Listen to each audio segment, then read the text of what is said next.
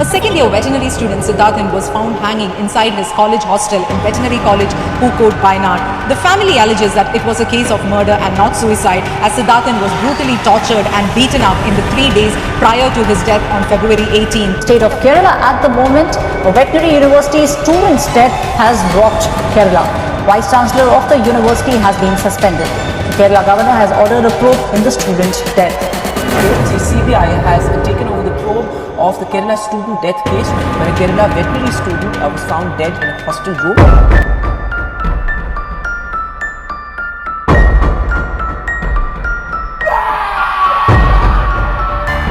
Bullying is an ongoing issue worldwide, and sadly, in some places, it's even worse.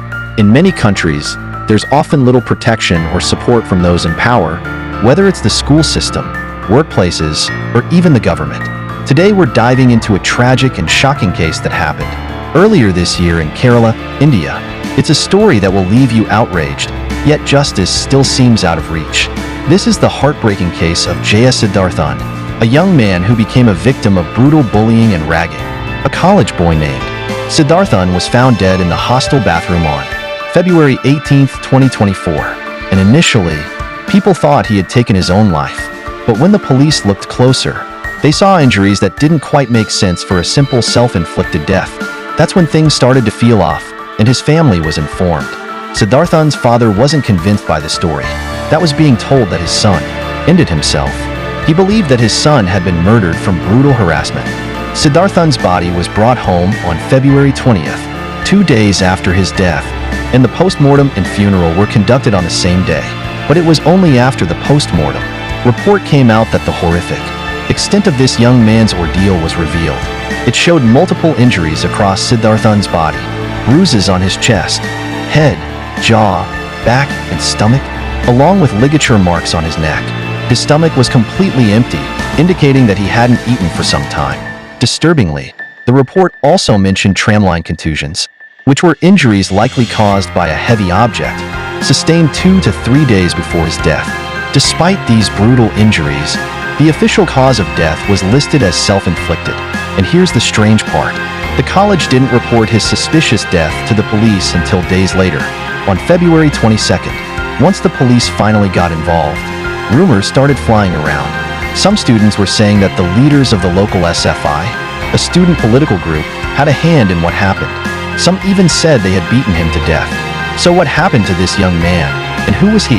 S Sidharthan was a first-year student at Kerala Veterinary and Animal Sciences University in Wayanad, pursuing his dream of becoming a veterinarian.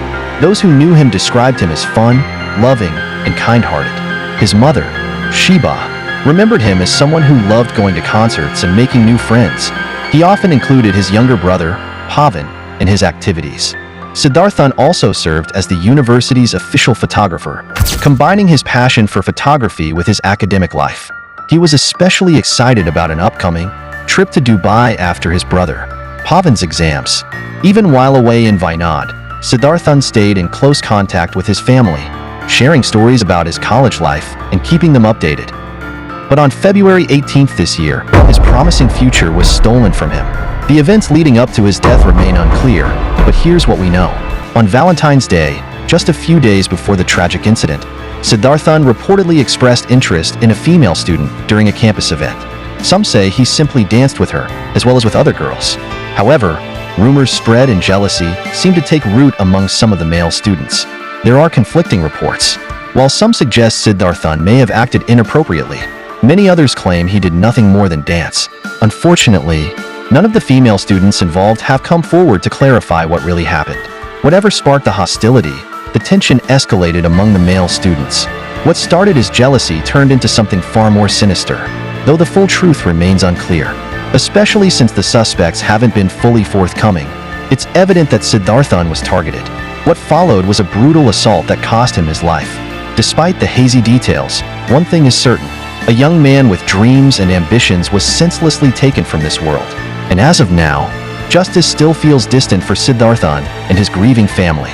The day after the Valentine's Day event, Sidharthan called his mother, telling her he wanted to come home because of the semester break and the temple festivals happening in his hometown. Like any caring son, He kept her updated throughout the day, mentioning little things like how there was traffic on the mountain road, and calculating that he'd be home by the evening. But evening came and Sidharthan never showed up. Concerned, Sheba tried calling him again, but her calls went unanswered. She and the family began to worry. What could have happened to him so suddenly? In reality, by 4 a.m. the next morning, Sidharthan had returned to his hostel. After being called back by his classmate to settle the issue, his mother kept calling, but when she finally got through, Sidharthan assured her everything was fine. He would call back, he said, but behind the scenes, things were far from fine. The accused students had planned to interrogate and assault him, pressuring Sidharthan to confess to the alleged misbehavior. According to reports, some students took Sidharthan to a small hill near the men's hostel and started beating him up. After that, they dragged him back to the hostel where the assault continued. Over the next 2 days, Sidharthan was brutally tortured by his seniors and classmates. They began with a leather belt, but when it broke, they moved on to iron rods. The violence escalated as they used cable wires from a glue gun, along with their fists and feet. The cruelty didn't stop at physical abuse.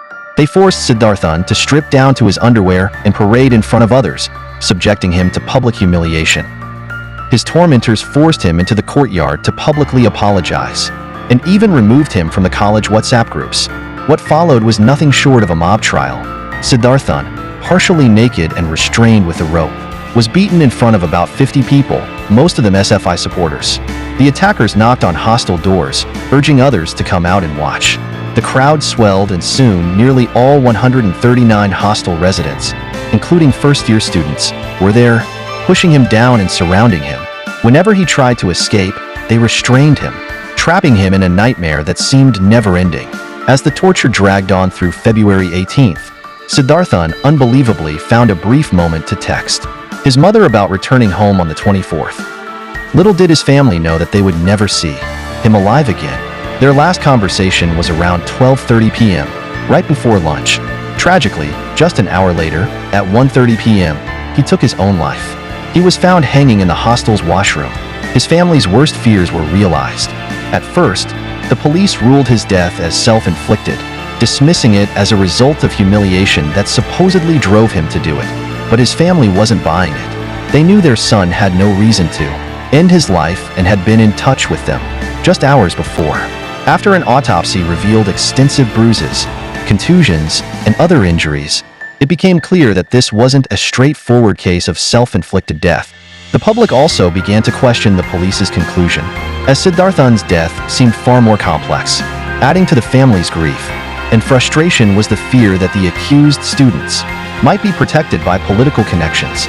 Shockingly, many of the individuals involved were allegedly associated with the SFI, a prominent group linked to the Communist Party of India.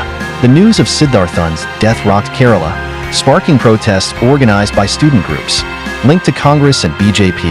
These groups accused the police of protecting the suspects and called for action against the teachers who they believed had hidden the truth.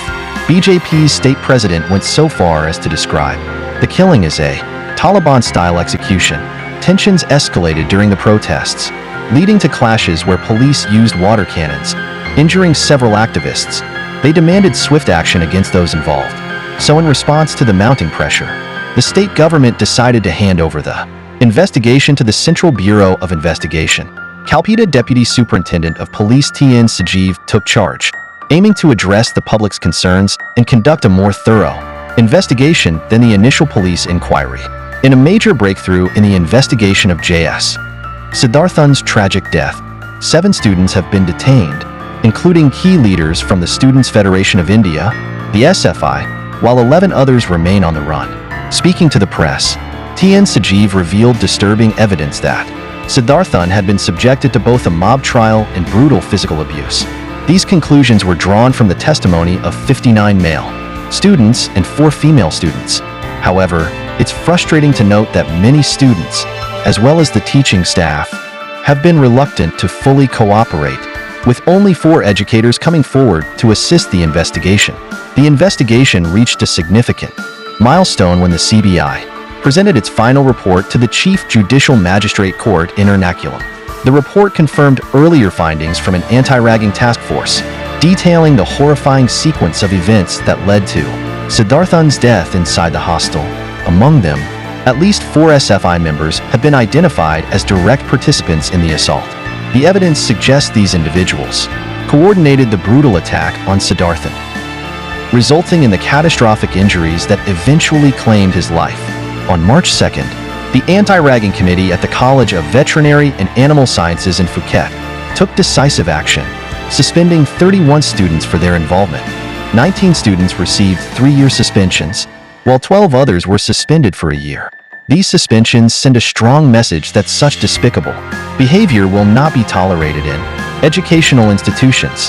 In terms of legal action, the 19 accused are facing serious charges. These include criminal conspiracy, wrongful restraint, voluntarily causing hurt, and wrongful confinement under the Indian Penal Code.